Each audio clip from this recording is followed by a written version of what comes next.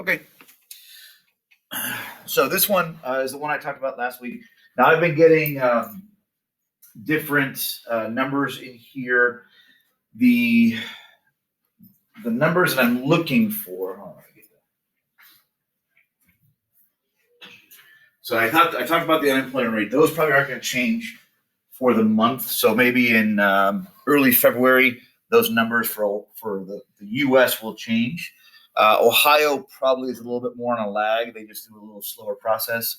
So you'll see those maybe mid-February adjust. So those numbers will probably be the same. But the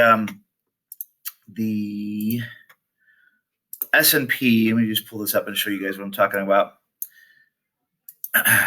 So I used to ask for the big number, which was the one in black right here.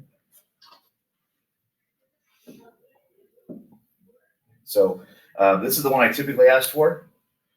But a lot of people were giving me this number instead, which as I'm looking at this, I think is probably the more important one because you guys can tell me whether the stock market's going up or down because it'll be green or red. So as of yesterday, the Dow had gone up 0.83%, right?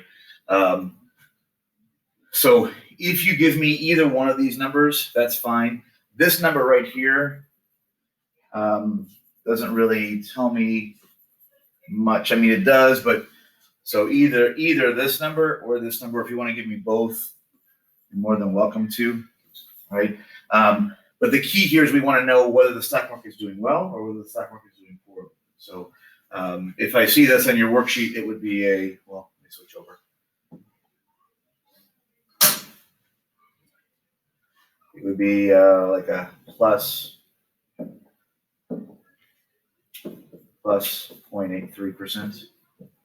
Right? So I don't remember the other ones, but so that would be what I'm looking for. And then if you see it in red, then you want to make sure you write the negative 1.35%. It's fine. Or the big numbers. This, as I'm thinking about it, probably makes more sense to you guys in the sense that you know what's going up or down. So the rest of it, we had talked about this. Now this is, if you download the updated version that's on Moodle right now, I set it up for actually next semester. If you have the physical copy, you guys will see the difference here. The physical copy I gave you guys last week has only 10 stocks. On this one, I made it 20, right? I also changed the directions to make it look more like what's actually, because this is from the old version of the website. This is the newer version of the website. So if you do download this, you don't have to do all 20. You can just do 10. And then down here for this one, you'll still, because on this one I asked people to choose 10 of the 20. You guys only have to do the 5. So whatever this looks like on the back, you guys only have to do the 5. If you do all of them, it's awesome. Thank you very much. But this is the one that's due tomorrow. Now, this one, when I give you the next one, you can you should use what you've done here to help you with the next one, okay? So let me pass out the next one. And I'll walk you guys through it.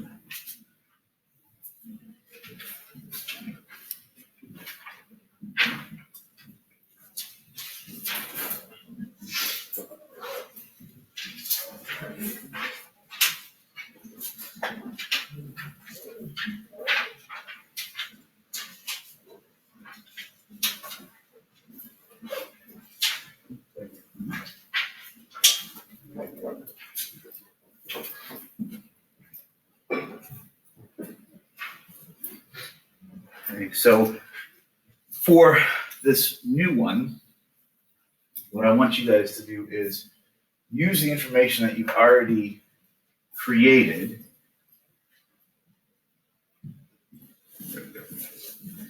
to answer the questions that you'll see. So I went through and signed in and made it so that you guys can see what it looks like from signing in for this. When you get there, there's a link for you guys to log in. When you get there, once you've logged in, move down to Research Tools. Select, and there, it's in red, and I'll show you guys the actual website here in a second. Select get a quote. The icon looks like this. Right? So it's got a picture with a G-O-G in there, and it says get a quote. After finding the symbols from your previous worksheet, so this is where before you turn in the one that's due tomorrow, you want to write down the symbols on the new worksheet on the back. So if you flip it over, you'll see on there I have company name and symbol. So just take the ones you already have and just rewrite that. As long as you have the name and the symbol, you guys will be good to go. The symbol is kind of the key thing for the stock market project. Okay. Once you get in there, please be aware you must provide all and complete all 10 companies' information to earn full credit. So you have to do all 10. Once you do the first one or two, it'll be very simple, and you'll be like, okay, it's pretty easy. It's really right in front of me. And then this is what it looks like. So you will need to type in the symbol you found from the previous worksheet here. So I just randomly chose Ford. So I typed in the F, and you click on go, and this is what you'll see. So this is what pops up. It gives you all the information up here in regards to whether the stock's going down or up. But down here, you will see I put numbers next to the examples: 1, 2, 3, and 4. Right. So 1 is your last, 2 is your high, 3 is your low, 4 is the shares out. And this one, Ford has 3.91 billion shares that are out. Right. So when you get to here, you will see 1 last, 2 high, 3 low, 4 shares out. So that's it. You're just going to take the information and write it down all the way to the bottom. So you have to have 10. Okay? When you're done with that, you're actually going to be up here. You don't have to change sites at all. You just look at, you'd switch over to 1 year, right? So I did that with the Ford symbol again, right here. Oh, sorry, I did Twitter, my bad. So this is what Twitter looks like at a month, January of 2021. But I clicked on that 1 year tab at the bottom of the graph, and this is what it looks like for the full year. So what you'll do down here is you'll rewrite that on there.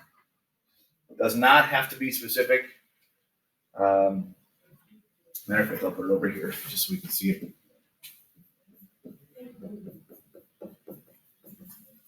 Okay, and then you want to just make it look kind of generically like what it looks like for the year. Okay, now if you're doing it digitally, you can actually take a picture and drag and drop the picture onto the PDF if you want to do that. So take a snapshot of the graph and just paste it on there. So I don't need anything more than that. That's it. So it's relatively basic. I'm not looking for any more detailed information. I just want you guys to be aware of a couple things in regards to how much it costs. And for those who are wondering what that means, the last high, low, right? So if I look at the last price, you'll see that this last price coincides with that price. So as of, and I don't remember what day I made this, I think it was January 15th. As of January 15th, the last price that they were selling Ford stock at was $9.83. During the day, as it was going up and down, the highest the stock got was $10.05, and the lowest the stock went to was $9.82. Okay. I used to ask for other things, but if you guys have Apple or Amazon, this number right here is kind of astronomical. Like you're going to see that and go, how many stocks? So keep in mind, 3.91 billion stocks are available. So if I want to be part of the ownership and I bought one stock, I would be 3.91 billionth owner of Ford, right? So in order to have some sort of impact on Ford, I'd have to have a nice, big, huge chunk of stocks in order to have ownership. So when you get to Amazon, I'll show you guys the website. Remember yesterday or the day before, I had showed you guys that video about Bezos owning 16% of the shares. So let's go to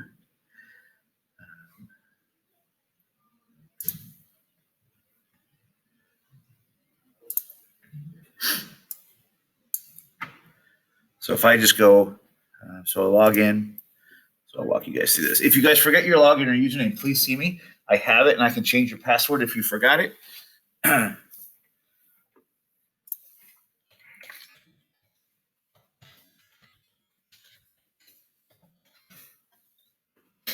so when you log in, you'll see this is actually kind of like a purplish line. There's a blue line. There's the orange, and then there's the red, right? And there's that Google I was talking about. So you just click on there. And then in here, type in AMZN, I think it's Amazon. And they'll pop up too for you if you type in the symbol correctly. And you can just click on it or click go, it doesn't matter. So one share of Amazon stock is $3,263.38.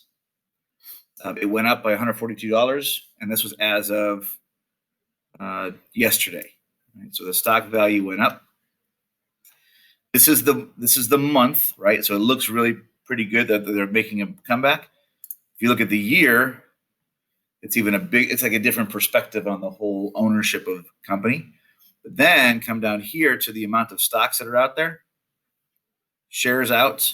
So for this one, it's not as many as I think, 501.75 million. So I have to do the calculator on here. Good morning. Thank you very much. Olivia, I'm going to give you this before you get too comfortable. There you go. Thank you. Mm-hmm.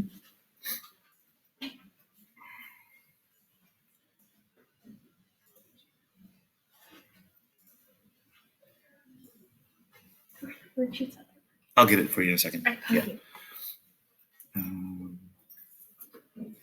So it's, what is it?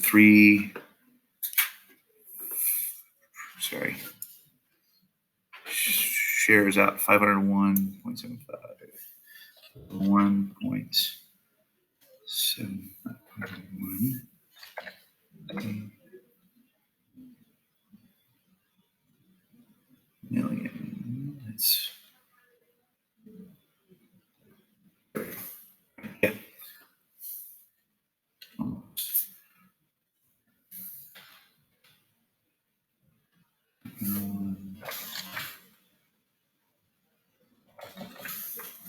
I can do this. I can do this.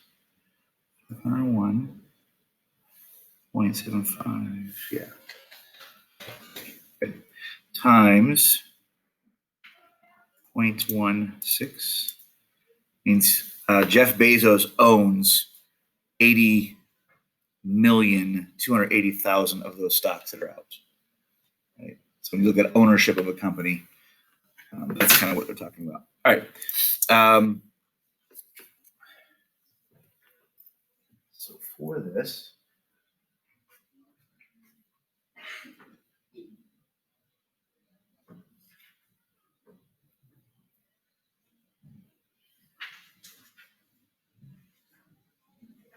before you leave, or after that, because that one will help you. Okay. And I think that kind of covers it. Does that answer the questions for the most part on that worksheet? I think I went through most of this, and I'm recording what I'm talking about now. So if you miss anything, it'll be on the class discussion for January 21st. So you'll see that there. Yep, should be good. Okay. Let us shift over to the notes. We are going to, good morning. Sure can. Thank you. We'll go through this one, and then we will kind of catch up and move on and go forward into some more new stuff today. We had gotten through, for the most part, the first section. You guys are a little bit ahead of most of my other classes, which is perfectly fine. So we had definitely talked through the concept of scarcity, right? The economic problem, right? We're always dealing with it. Matter of fact, we will always struggle to use our resources, and then there are times when you use them incorrectly, and you're like, "Oh man, I shouldn't have done that."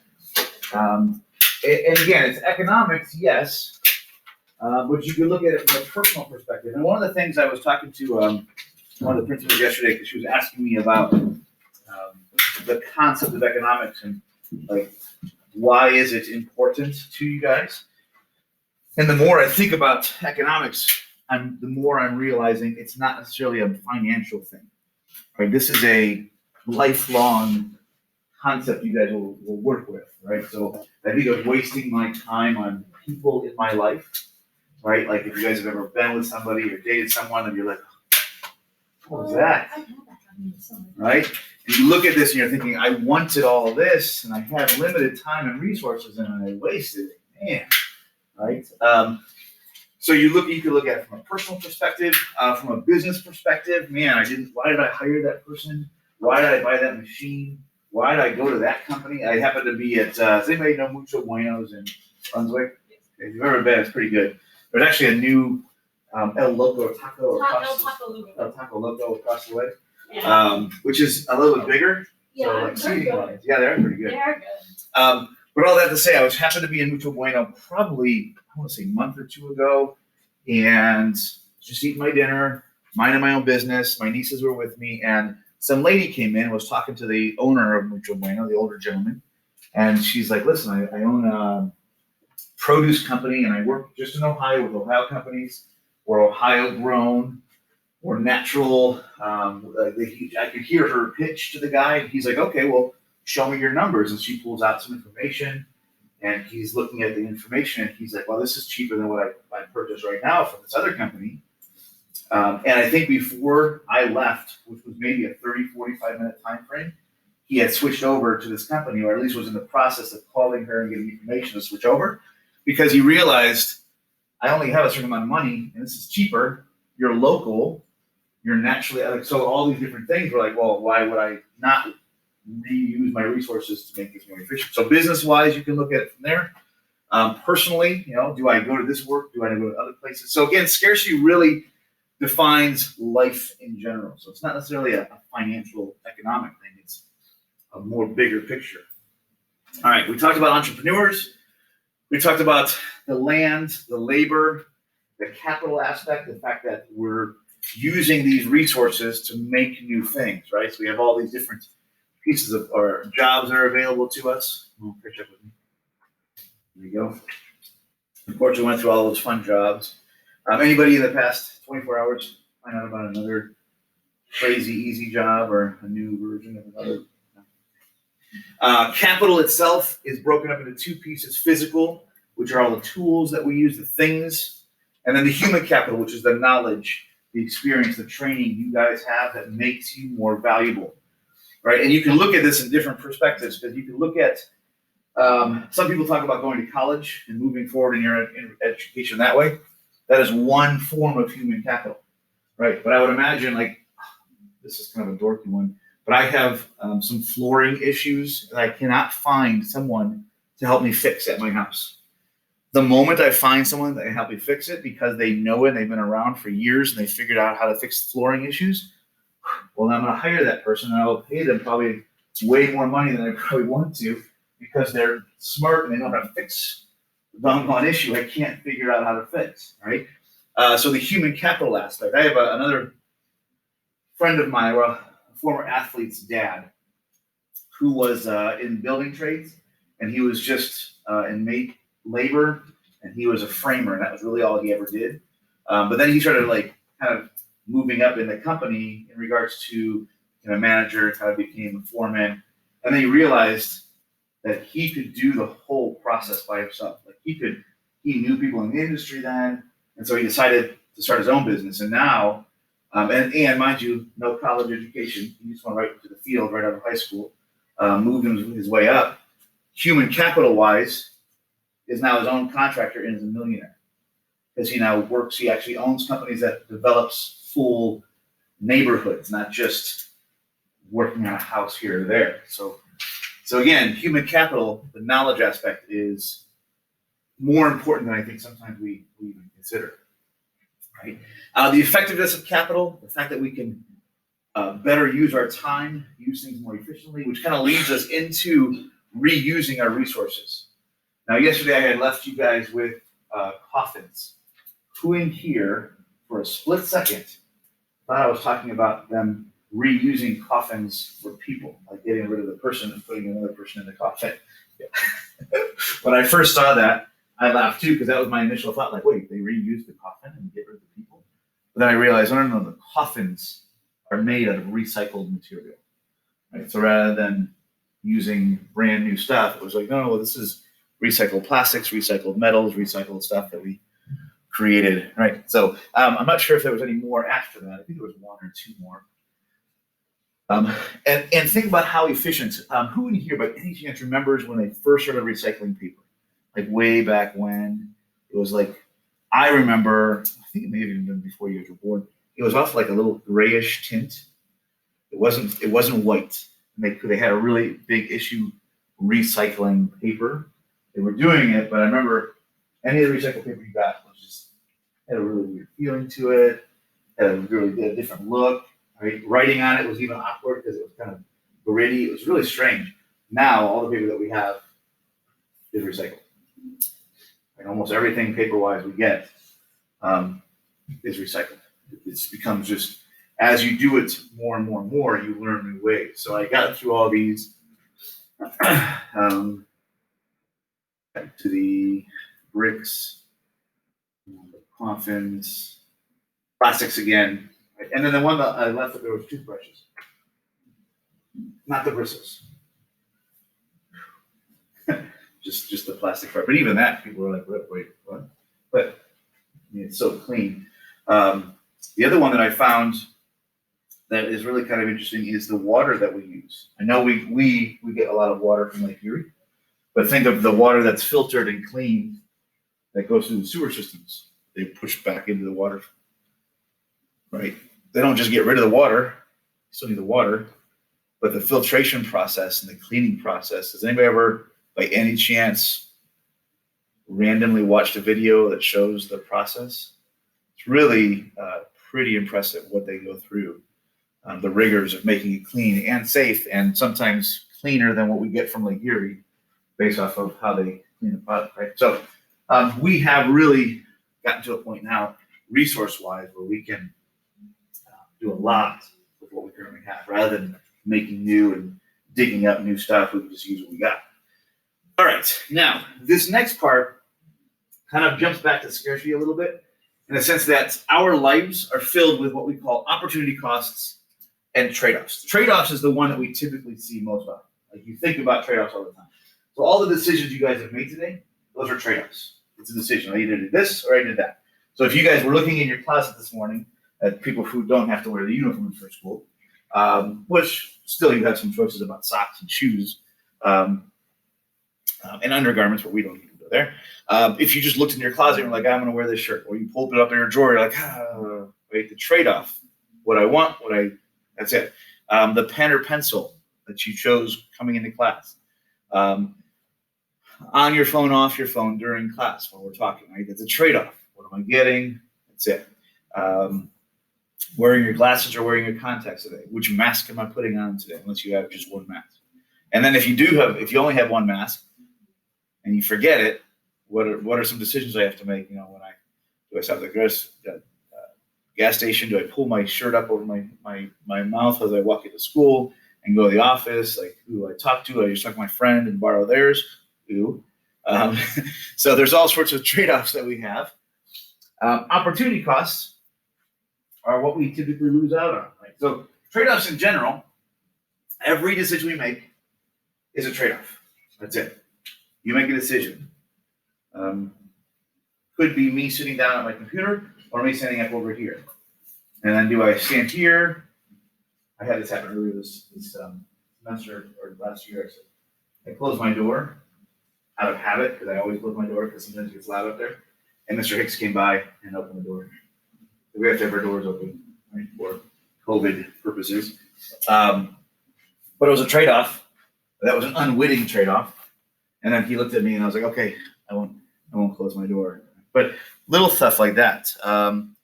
Do I drink more water today? Do I not drink more water? Do I grab myself another energy drink? Do I, at Speedway, get just the one energy drink that will help me? Or there's a deal, free, for $5 if it's a Rockstar or whatever. The different, or do I get the big, huge monster that I can close with the lid? What's that? Sometimes. Depending on, now here's one for you guys. It's kind of an interesting one. And this actually is a trade-off opportunity cost issue. Who in here has ever compared the price of a 20-ounce bottle of pop to the 2-liter bottle of pop? Which one's cheaper?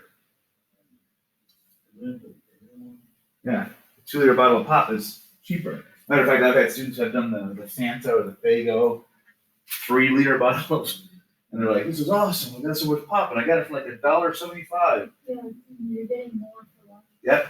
And then but then typically, and I imagine you guys will probably see it today during school, even at lunchtime, most people buy that 20-ounce bottle. Why do we buy the 20-ounce bottle? What are we paying the extra money for? Convenience. That's it, convenience. Right, that's it. If you think about the size of the cup holders in your car, the 3-liter bottle or the 2-liter bottle won't fit. It's really awkward. I mean, you could put some bags up, or if you have one of those little console things, you can put it kind of and manipulate it to stay up. Where you go out, and I'm sure Amazon has it somewhere, created a 2-liter bottle holder for your car. I mean, it has to exist. Right? But we buy convenience. So when you're looking at trade-off opportunity costs, you trade off, right, for the smaller bottle, but you're getting the convenience of being fitting in your vehicle and not falling over and spilling and creating a mess in the car. When we look at trade-offs too, inevitably everything comes down to two choices. And the example that I think of are restaurant menus. If you guys have ever been to a restaurant, who in here is the proverbial last person to go? If there's like 5 people at the table, you're like, come to me last. Anyway, so you're the last person. I mean, somewhat. Yeah. It depends. Unless it's a restaurant you know, and you're like, I know exactly what I'm getting when you walk in the door. Yeah. But if you go, sometimes you're like, I'm just not sure. There's all these different things. Or you have a conversation, and you have this good, and then the waiter or waitress shows up, and they're like, are you ready? And then everyone else is like, yep, we're good. And you're like, no, come to me last. Right? Inevitably, that last moment where you're kind of having a little bit of an anxiety or panic attack, you finally just make the decision. All right, I'm just going to get this. There is one restaurant that I have stopped even trying, only because there are so many choices. I can't. So I found my favorite thing that typically when I go in, I look at the menu just out of curiosity. Maybe my brain goes, I'll try this.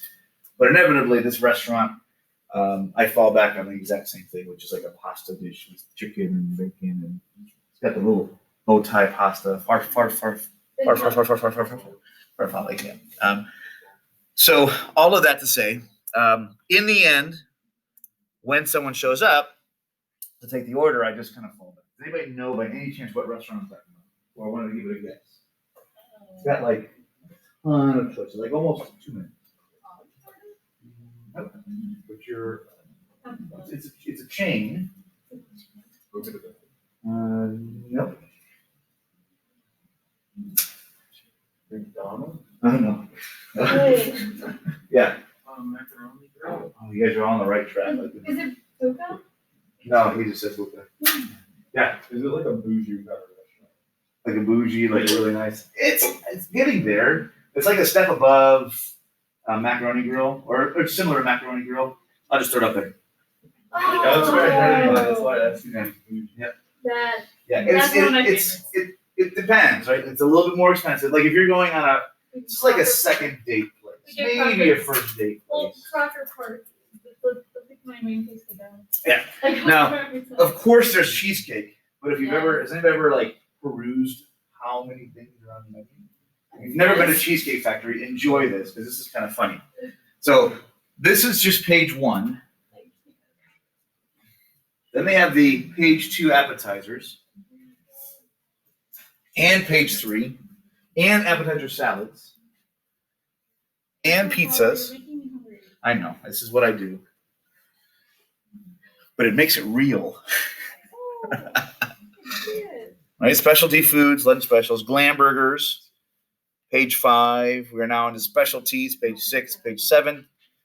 Specialties, specialties pasta, specialties fish and seafood. We're now up to factory combinations. We're up to page 9. Mind you, for those who've ever looked at the actual menu, they have ads too. So sometimes like you have a page between the actual menu pages, specialties, steaks and chops, salads. Oh wait, not just appetizer salads. Now we have the real salads, right? Then we have sandwiches, and then of course the cheesecakes. And the cheesecakes are on that right-hand side. And then the cheesecakes take up another half page over there. And then specialty desserts and the desserts and beverages on the right side. And then we get to the small plates and appetizers. This is your Skinnylicious menu. This is for those who are worried about the big, huge portions. We'll get the smaller portions. Fresh baked flatbread, salad, specialties, pages included, 18 pages for one menu. Right? In the end, when the waiter or waitress shows up, unless you're my father, you typically narrow it down to one thing, right? You go, oh, I don't know, I'll just go with this. Because it's crazy, but that's a trade-off. Now, when you've made that decision, what have you lost out on?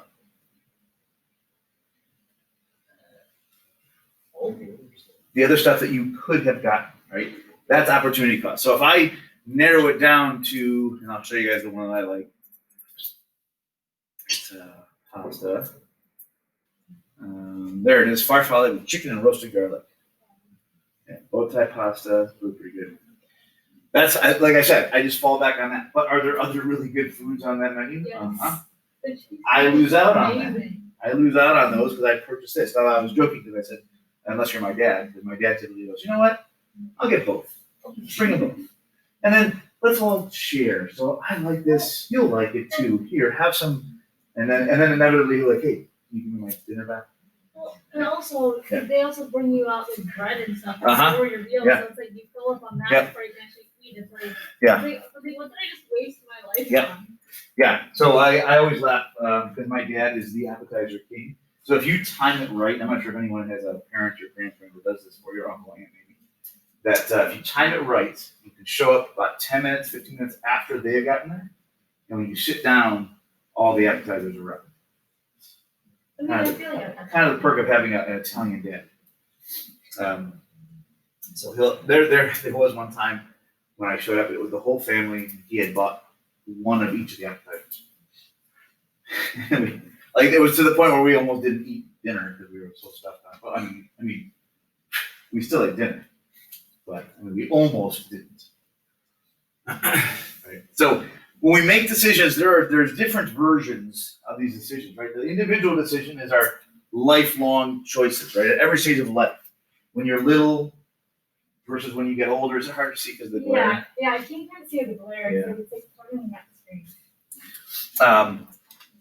So when you guys are little, and I'd imagine some of you guys may have variations on this. Is there foods that when you were little, there was no way you were going to eat? But then as you got older, you're like, well, maybe. I may consider, like, for me, it was egg rolls. When I was little, ooh, no way. Now, if I'm at home and there's an egg roll, get out of my way. I'm heading over. Like, it was, I want to say 2 weeks ago, it was right before we came back to school. My brother and sister-in-law were in town, and it was their last night, and I stopped over because they live in Europe, and so I wanted to see them before they flew back. And I showed up, and there was Chinese food, and there was egg rolls, and there was 3 of them. And I was like, oh man, I was trying. Of course, Christmas eating, and you're like, I just got to stop. This is just out of control. And I had been doing really good for about 2 days. And I came to the house, I saw the egg rolls, and like I said, there's 3. And I was like, I'll just eat 1. I ate all 3 before I left. They're all done. Of course, there's my dad. He's like, what else could I make you? What about this? What about this? Right. So, yeah. So individual decisions, changes during life, right? And stages too. When you guys get older, there are perspectives you're going to have that are different, especially if you own a business or you're working for somebody else. How you look at different things. Business decisions. If you own a business, who am I hiring? Who am I not hiring? What people will I work with? What people will I not work with? What companies? Same thing. Government decisions at national, state, and local levels. Economists and politicians use the terms guns or butter. That was one of your definitions, right? Do I focus on military, governmental spending, or do I focus on more agricultural, like where do we lean? And we have just switched presidents, so you will see a shift in government policy, different directions. Whether we like it or not, that's what happens in the government. It kind of adjusts based off of who's in charge at the state level and local level too. A couple years back, government decisions locally. and sorry for not speaking about other cities, but I live in Brunswick, so I know Brunswick. Olive Garden wanted to come in, but they didn't fill up, or they didn't, the building code they have, you guys ever seen Olive Garden, has like a stucco Italian finish to it. It didn't fit within the Brunswick's city guidelines for building codes. And this was probably 2005, I think I heard they were coming in. And so Olive Garden went to city council and said, hey, listen, we want to come in. We don't want to do this though. Can you make an exception for us? And city council was like, nope. Sorry, so no Olive Garden in Brunswick. Which, Now we have Chick-fil-A and then now if you look at Chick-fil-A's building, It opened today. Chick-fil-A essentially is the same structure, basically looks like Olive Garden, regarding the same stucco outside finish, but different government, different policy. They allowed it because it's a big moneymaker. It's coming to Brunswick. It opens today. I mean, it opened today. There was a line at like 6:30 this morning when I opened, and there was like by 7 o'clock there was no lines. My dad was there, and Yep. It's gonna be a madhouse. Yep. It's going to be great. I'm still curious how who in here has ever gone to the Strongsville Chick-fil-A? The Right. lines are insane. It goes out onto the street sometimes and stops Yeah. traffic. Yeah. So my guess is they're going to have Chick-fil-A's because the way that's where you go in the You street don't- behind Giant Eagle. Yeah, they changed might- that and like they changed the traffic Yeah, patterns. it's probably going to go all the way around, I'd imagine, rather than Yeah. backing it up. But we'll see. I'm hoping, we'll see that traffic from Strongsville, some of that will go to Brunswick. I mean. But now I think we're going to have more people from other locations going to Yeah, Chick-fil-A. but I swear to God, I thought that was really like going here, like I And if they do that, wow. I mean, I'd be surprised. Like, Yeah. I feel like they are gonna do it. I think it's replacing where the old Eden Park was up in the Garden. Yeah, Is that's that- yeah, is that's what I heard. And then now they want in Parma too. In the butter shops in Parma. Oh, this kind of goes back to the business decisions. If Yeah. Chick-fil-A is doing that well. They literally just talked about it on the news this morning. Because I was told by somebody that if it's too late now, if you camp out before Chick-fil-A opens, Oh my god. they'll give you, I think it's like a free 20-piece nugget. They'll sometimes feed you if you hang out early enough, or like if the management's there and they're cooking the night before, they'll like come out and bring food to people that are like legit camped out. And then I think it's like one free meal every month And for like a year or something like that. yeah, I think yeah. So, but it's a good business decision because then it gets people to come to the business. So again, decisions are huge in everything that we do. All right, which brings us to the opportunity cost aspect. Right? So most trade-offs, one of the rejected alternatives is more desirable than the rest. The most desirable alternative somebody gives up as a result of a decision is the opportunity cost, which is considered the next best thing. Right? So this is, there's all sorts of variations on this. So if I'm standing in line downstairs, who's a Bosco Sticks fan? Okay, so there's Bosco Sticks, but every once in a while they have a pretty decent meal set up, like They had chicken strips yesterday. yeah. So like for me, there's a chicken. There's chicken strips and mashed potatoes. Oh man, I didn't know that. Yeah, I took some at home. For me, I'm not sure what it is about school mashed potatoes and gravy. It's so good. They're so generic and so, It's so but good. it's so good. Anyways, if you're in line, you have that Bosco Sticks or the meal that they're providing. Or if I choose Bosco Sticks, the opportunity cost was the meal on the other side that I could have gotten. When you're actually at the end of the line and you're about to give them the cash over, and you give that cash over, you have the meal, right? What have you lost out on? The physical cash that you've not given over. So that the cost is what you could have gotten, right? Or yeah, I could have got this money, right? When you guys go to the gas stations, who here has ever done the I'll fill up after school? If I can't right now, I'm a little late, or you just don't have the money at that point in time and you're like, I'll just wait till tomorrow, or whatever the situation is. Right, that's a trade-off. It's an opportunity cost because who in here has ever done the "I'll wait till later" and you come back and the gas prices are going up, right, which sucks. Or you're like, I know there's another gas station like 5 miles down the road. I'll just go to that one, and you get there and it's more expensive than the one you passed. Oh, right, that's trade-off. Well, I mean, Opportunity you're cost. also wasting your gas that you're trying to save Yeah. to get to that point. Yeah. So there's all sorts of little things that go through our minds. If I look at the college aspect, right? That's a big, huge decision that some of you guys are looking at potentially making here. Is it worth it, right? Or do I go to work, which I've had a couple of students tell me they're doing. I'm gonna go to work and I'll go back to school, right? Or I'll look for a job that's gonna pay for my education, right? If you guys go to some of the businesses like IT, I have a friend of mine who's an accountant who got a job, a low level, entry level, but they said, we'll pay for your master's. You just have to basically work for us for, I think it was 5 years after the fact, but we'll pay for the whole thing. And so all of those decisions, right? What am I gonna get? Because if you guys go to college right now, out of high school, what do you lose out on financially?